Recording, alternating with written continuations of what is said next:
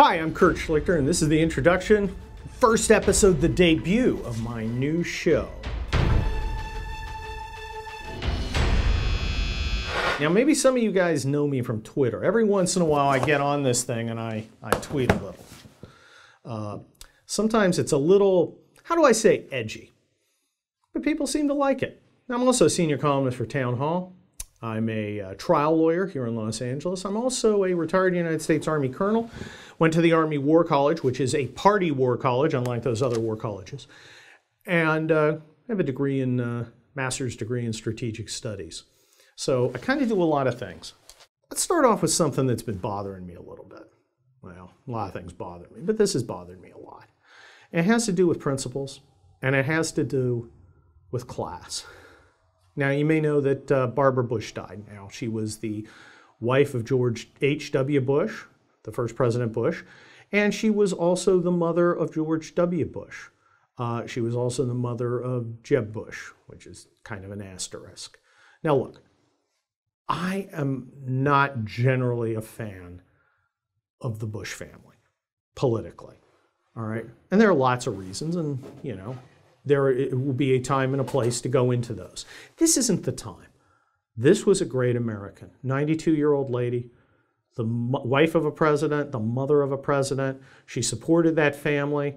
You know, George H.W. is one of the youngest Navy pilots in World War II. She supported him. She supported him through his career, CIA director, vice president, president. George Bush supported him, backed him all the way. You know, she was a patriot. She's a fierce defender of her family. You don't always have to agree with her. You don't have to like everything she said. But you know, this is America. And you should at least respect an American institution. So a woman dedicated years of her life to fighting for literacy. She was always classy. She was always funny. She was always smart. You know, maybe her politics weren't your cup of tea, but that's not the whole thing.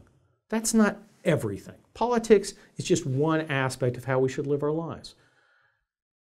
And when she passed away, most Americans behaved with class. Most Americans said, you know, I think, you know, this is a tragedy for the Bushes. They're in my thoughts and prayers.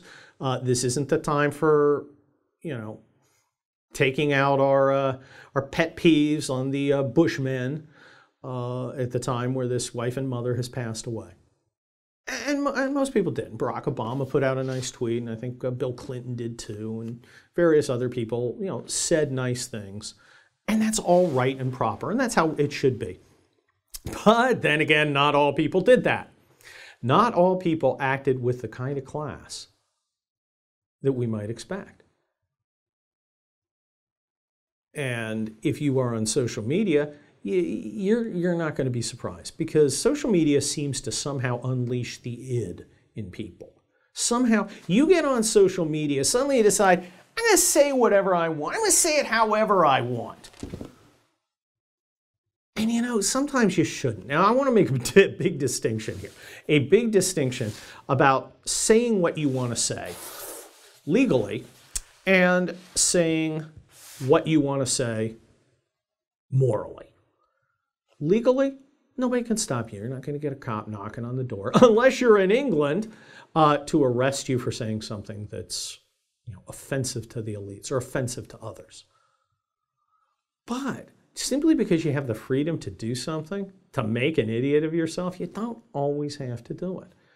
But of course, as soon as Barbara Bush died, some folks decided this is the perfect time to act like a complete fool.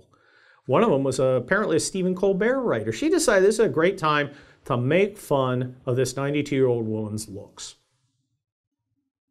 What were you thinking? Were you raised by wolves? Really? What was the thought process that, you know, this woman has died, obviously this family's in a lot of pain. Time for some laughs. What? No, that's just silly. But it gets worse. Because, you know, people say silly things and usually they apologize and we all move on. And some other people get a little worse. Now, there was this woman. She's some sort of adjunct professor at, I don't know what it is, University of Fresno. You know, the legendary University of Fresno. Because it goes, I think it's Harvard, Yale, Stanford, University of Fresno, Princeton. I think that's the lineup, and she's there, and she's I think she's a professor of gender studies or Marxist puppetry or perhaps global warming mime encounters with a transgender minor. I don't know, but she's one of these intersectional feminists, and she intersects all these things. You know, she's like, I think she's a fat activist. I think she identifies as Muslim without doing any of the things that, you know, a pious Muslim does. She's also LGBTQNR $, exclamation point, hashtag, period, Euro symbol, ML2591, whatever. She's one of those people. One of those people who gets triggered when, you know, she sees an American flag or something like that. You know, just an awful, annoying person who probably had a horrible relationship with her dad, and now she's taking it out on the rest of us. And of course, her dad probably didn't like her because she's terrible, and he's just gravely disappointed that she's his daughter. So we have her, and she immediately sees that Barbara Bush has died. So she immediately tweets out words to the effect of, "Oh, good, she's dead, because the Bushes are racist, and I'm glad she's dead. And moreover, I want George Sr. to die, and I want George Jr. to die, and I want all the other ones to die because they're my political opponents, and I'm a leftist. So naturally, my first thought with political opponents is that I want them to die." This is inappropriate. The question is, what do we do about it? And this is where principles come in, and we're going to talk about that for a second. Okay, now she works for the University of Fresno, which is some sort of state university. It's part of the California university system. An honored and hallowed part. It's the University of Fresno, one of the finest colleges in Fresno, among the many. So, what does this state college do? Well, she's kind of like on leave or something now. It hasn't fired her, but they got word of it and they were mortified because it's mortifying. And she is no longer teaching. She's suspended. She might be fired. Is that okay? Is it okay for a state entity? Is it our principles to celebrate a state entity silencing someone, even when someone is a complete idiot? I mean, she's just not only an idiot, but she's just a malignant tumor on the colon of humanity. But should she be fired for saying words? Now, our principles say no. Freedom of speech is not optional. I've looked at as a lawyer, I've looked at the First Amendment, and I got to assure you, there's no asterisk about freedom of speech. There's no footnote that says, except, and lists the things. You are allowed to speak freely. That's kind of the whole point of free speech. So our principles say she shouldn't be fired. As a practical matter, is that what we say anymore? Because the other side has changed the rules. They have imposed new rules. They have imposed new rules that say, in fact, here in academia, we're going to control speech. We are going to persecute conservatives who say what they want to say if it offends us. We're going to fire them. We're going to investigate them. We're going to harass them. We're going to do all sorts of things to punish conservatives who exercise free speech in an academic setting. So we're faced with a question. How do we as conservatives respond to this horrible woman who works for a state entity and just says the most irritating and obnoxious, unpleasant, dumb things? Well, under the old rules, we'd say, well, let's talk about how stupid she is, because you fight bad speech with good speech. But is that the new rules? Because here's the problem. Leftists, by exercising their new rules to silence the freedom of speech of conservatives, have gotten a free ride because we don't force them to confront the consequences of their own new rules, as we have not applied the new rules to them. Perhaps that's a mistake. Perhaps our principles can only be defended by violating them, by punishing her for her speech.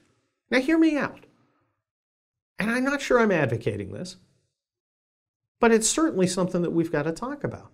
How can leftists know it's wrong to persecute people for speaking freely if they're allowed to persecute people for speaking freely, but they're never persecuted themselves? Look, pain is the teacher. Pain, punishment, is a classic time-tested method of dissuading people from doing bad things. And suppressing free speech is a bad thing. Should we give them a taste of their own medicine? Should we fire this bloated human carcass from her, mediocre job at this mediocre university out in the sticks? Maybe we should. Maybe we should teach her a lesson. Maybe we should teach all the liberals a lesson that if you want a world where there is no free speech, that's a world you've got to live in. You don't get a special bubble. There's no exception. We're not going to play the two rules game. There's one set of rules. Which do you want it to be? Is there free speech or is there not? What are your principles, leftists? Oh, I hate the word principles. I'm starting to hate the word principles, and I gotta say, it's so annoying because the word principle has been adopted by these never Trump guys, right? The guys who just hate Trump. And a lot of them hate Trump because, Trump came in and disrupted their good gig. A lot of these guys were professional conservatives and in Conservative Incorporated, and they were doing their conservative things. And, when Republicans lost, they could go into opposition. They'd make a lot of money saying, well, we get back in, we'll fight. And when conservatives were, when Republicans were in power, they'd be like, ooh, we're in power, give us money, and we'll fight. And, they never fought, and we always lost. And suddenly, we normal American voters started holding them accountable. And when they came up short, we elected Donald Trump, and Donald Trump was just not impressed by it. It's just, Bill Kristol, who's that? Max Boot, is that the guy with the stupid hat? Who are these guys? Who are these clowns? And he just wasn't impressed by them. And they suddenly found themselves, outside. They weren't the in crowd anymore. They weren't cool. They weren't the liberal establishment's pet conservatives anymore, the Jennifer Rubins. Suddenly nobody's taking their calls. Hi, White House. I'd like to talk to. I'm Bill Kristol. K-R-I. Have you ever seen The Love Boat? I do a lot of cruises. Yeah, that's me. Hello? Hello? Okay. They fell back. Not on, oh my gosh, you guys have stripped me of my power and position and prestige. But you've gone against our conservative principles. Yeah, that's the ticket. Our conservative principles. Our conservative principles are everything. And you Trump voters, you guys who actually fight, well, I never. We're better than that. Or, that's not who we are. What a load. What a load. These guys. Let's talk about principles in action. Because last week we had it with the Michael Kohn raid.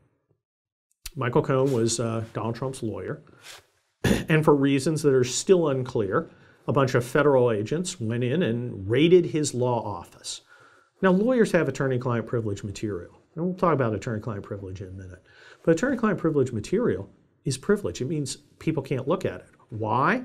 Because we want people to be able to seek out legal representation. If everything you say to your lawyer, because you got to tell your lawyer the truth, if everything you say to the lawyer can be discovered by the feds, well, then you can't be adequately represented. Look, I will get people coming to me and I say, look, dude, you got to tell me everything. Well, no, got to tell me everything. Tell me all the bad stuff, all the stuff you think hurts your case. Because I got to tell you, that other guy, he's going to find it out. Because I'm going to find out what the other guy hasn't told his lawyer. I'm totally going to find it out. And, the worst time to find out something your client has failed to tell you is when you're in a trial. That's really bad. That changes everything for the worse. I drive a really nice car, and a large part of it is because people didn't tell their lawyers everything, and I was able to use that. So attorney-client privilege is critical. Now, these guys, and so is confidentiality and privacy. Even though some might not be attorney-client privilege, you've got to keep it confidential. For instance, who are my clients? I don't tell you who my clients are. It's none of your business. But turns out Sean Hannity was one of Michael Cohn's clients. And there's not even a remote allegation that Sean Hannity had anything to do with any crime of any kind. And yet his name was revealed. This judge allowed his name to be revealed. And he was embarrassed. All the liberals went nuts. They went nuts about it. And he was embarrassed. But it was against Justice Department policy, but it was against basic fairness. He was a person who went and got legal advice, and now his name was dragged through mud. People were saying, oh, well, it's another sex cover-up, or he's a crook, blah, blah, blah. That's inexcusable. And you know what the principals gang did? The ones who are, the founder, as James Madison said, let me quote Winston Churchill to you. You know what these guys said, these principal guys? When they saw the principle of due process being trampled by the feds in the context of a guy they didn't like, because they didn't like Sean Hannity because, he's popular and rich, unlike them. They laughed. They giggled. They giggled like little schoolgirls, except not as masculine. They giggled. They thought it was funny. So there's their principles. Principles are super important when they're useful, but when they're not useful, you just get rid of them. It's not a principle if it doesn't apply to everybody, if it doesn't apply to your enemies. Then it's just a pose. And that's what these guys are. They're posers. They're frauds. Now, look, let's move on from these shallow weasels to attorney-client privilege, because I want to talk to you more about that, because, I've gotten a real education in attorney-client privilege from all the Twitter Juris Doctors out there. All the guys with, I've got 48 followers. Let me tell you what attorney-client privilege is, because I've only been a trial lawyer and a named partner for 24 years. 24? Coming on 24 years. And so, I like to think I know a little about attorney-client privilege. A little more than, impeach Trump 99 on Twitter and, with his 18 followers. Let me tell you what attorney-client privilege is. Attorney-client privilege is a protection of communications between an attorney and a client. Now, of course, you got to ask, who is a client? Well, a client is anyone who has a confidential communication. It's kind of circular. If somebody comes to me, I'm a licensed attorney, comes to me and asks me legal advice and has a reasonable belief that I am giving legal advice, that person now has the privilege, and I have to safeguard it. Now, the privilege doesn't belong to me as a lawyer. I have no rights in the privilege.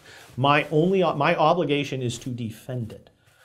And the person who holds the privilege, that's the holder. That's the person. Now, does somebody have to hand me $1? No, it's like a Hollywood cliche. You don't have to do that. How about a written agreement? I saw on Twitter, you don't have an attorney-client relationship unless there's a written agreement. That is simply false. A written agreement is simply proof of an attorney-client relationship. It is not the relationship. The relationship exists when the client reasonably expects that you're his lawyer. Now, that's why when some people ask me legal advice, I will sometimes say, oh, well, look, I'm not your lawyer, but I'll tell you what I think. Then they can't reasonably believe that I'm acting as their attorney. And remember, I have to give good advice, too. If they reasonably think I'm the lawyer, I can't just go, yeah, and when you're stopped for a DUI, you should get out of the car and smack around the cop. That's a good idea. Okay, that would be malpractice, and I'd be on the hook for it. Now, if I said, I'm not your lawyer, and I'm not representing you, but I think if you get pulled over, you ought to, start talking about the guy's mom. Probably not malpractice. You can't reasonably think I'm acting as their attorney. Remember, it's designed to protect individuals, not lawyers. It's designed so that if you're even remotely seeking attorney-client information, if you're seeking advice from a lawyer, you're protected. And it's a very expansive privilege. So, how could Sean Hannity be a client? Well, here's a couple ways. Hey, Michael, can you give me some advice on how to sell some property? How about, hey, Michael, I'm thinking of suing these people. What do you think of that? And then they talk, and then they do not. Then Hannity doesn't hire them. Is there attorney-client privilege when you're consulting with a lawyer about a potential representation? Of course there is, because you have to talk about all the facts. So even if I don't get hired, I can talk to somebody for hours and not get hired. I'm still privileged. There's a whole bunch of people I've talked to, and we decide not to work together.